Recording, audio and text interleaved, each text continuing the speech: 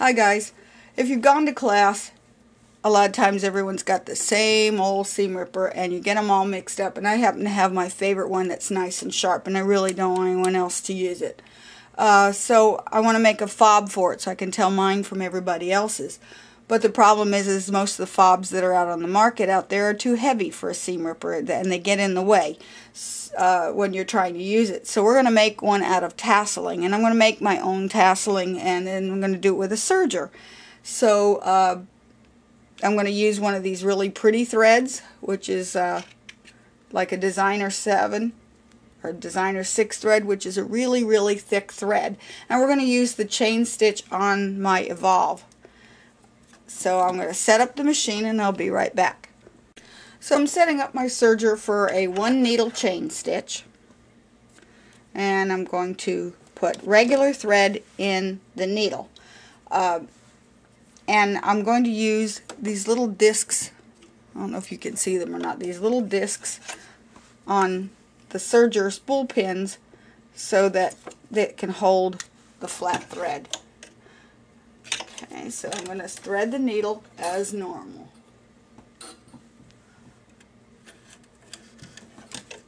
I'll thread it. Okay, I've got the needle threaded, and I'm going to put another cap carrier on the chain spool thread. Now this thread is too thick to go through the jet air threading, so I'm going to make a thread cradle, and this is going to work for any kind of thread that's too thick to go through these ports right here. So I'm going to lock in my threading tubes because this won't go through. So I'm going to take a big long piece of regular thread about 1 yard long, and I'm going to cut it so that it is, put the 2 cut ends together. Then I'm going to put the 2 cut ends into the chain threading port.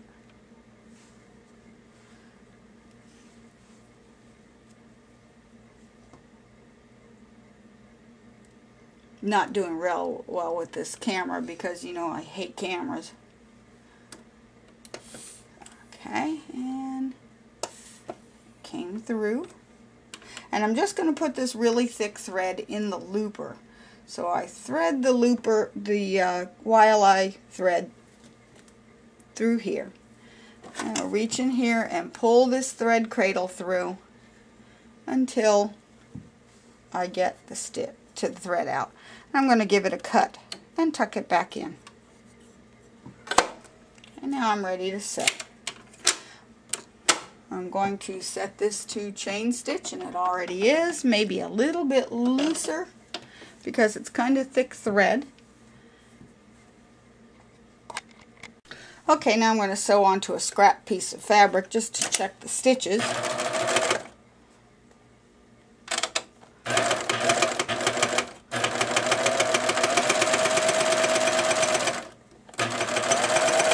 And I've got my threads through. Now what I'm going to do is sew a really long chain. Don't pull too hard because you don't want to undo the chain. So just pull it from behind gently until I have a lot of chain. Probably about, I'd say, 1.5 yards to 2 yards full. I want a nice thick tassel.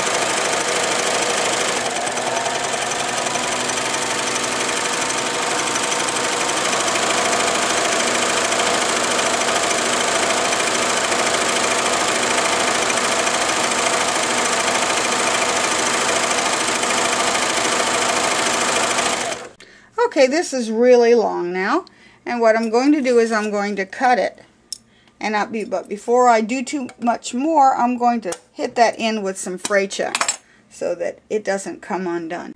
Okay, what we need to get started here is you need your seam ripper, all the tassel you made, these little fittings that you can get from Michael's or Joann's or AC Moore, which are actually in the beading department, and they are so that you can make eyeglass holders for those who need reading glasses.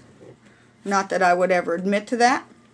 So I have bifocals with the no line, and you can't see it. And I'm going to save this package. I'm going to use some soutache braid for the holder, mostly because it's a little sturdier than the tasseling that I made, and I happen to have it the same color. Otherwise, I would just use an extra an extra length of this to make the little string that attaches. And I want it kind of large because when I put this on, I want to be able to hold it out of the way and not have it in my way and not bother me, because you know how easily I'm irritated. So I'm going to cut, about 10 inches of this tasseling, of the soutache braid. I'm going to save this plastic package because this is the perfect length for the tassel. So I'm just going to simply wind it and wind it and wind it.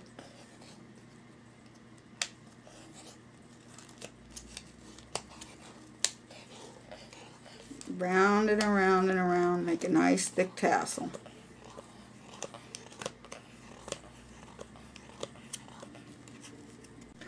I decided I didn't have enough of the tasseling made, so I went and made another, say, 1.5 feet.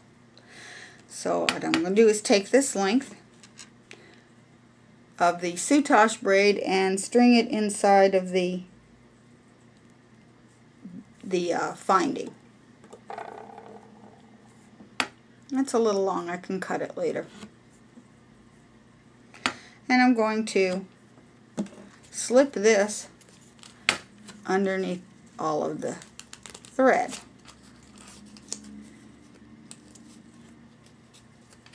And I'm going to tie a square knot.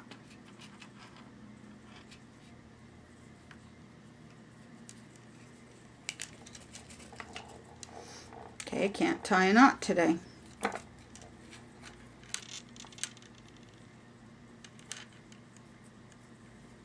fact, I'm going to loop that twice in the knot to give it an extra, and it won't come out. Okay. And I'm going to cut this really close to the knot. I'm going to slip this knot underneath of this thread. Like that. And I'm going to, oops, that came out.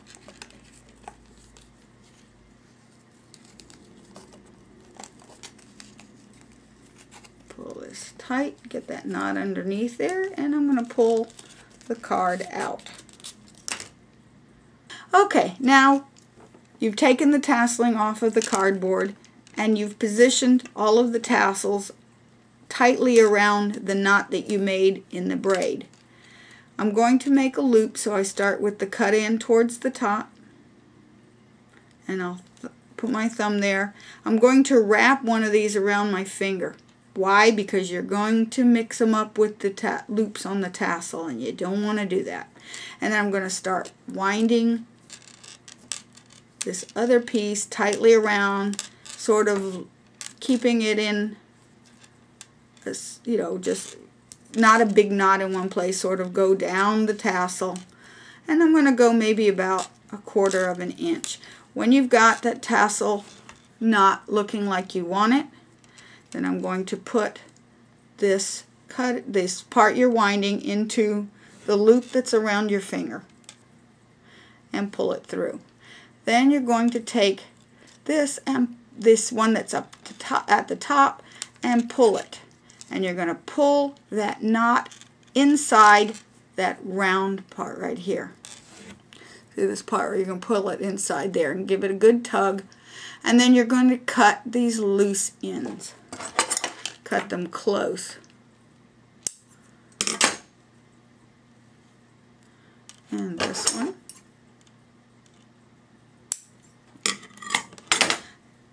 If you want your tassel to be kind of fluffy, you're going to cut all of these loops. Otherwise, you can, and then it'll fray out and be really pretty. But I'm just going to leave it like that because Now I'm just going to attach this to my seam ripper, and some are, well, I can just leave it like that. So now when I want to use it, I can easily get it out of the way. It's not anything, and now I can tell my seam ripper from everybody else's, and it's nothing but a bunch of extra thread. It's lightweight, it's not going to get in the way, and you'll always know yours from everyone else's. Plus, you can even use this to hang it up on your pegboard, like I have. Where is it? Right there. There's my pegboard full of stuff. And now I can hang it up there, and it's ready to use whenever I want to. I think next time I'm going to try and find some of these that are a little looser. Or I might just work on this until I loosen that elastic so I can get it up around here. But this is perfect for those little ones that come with the machine. But this is fine for now. Okay.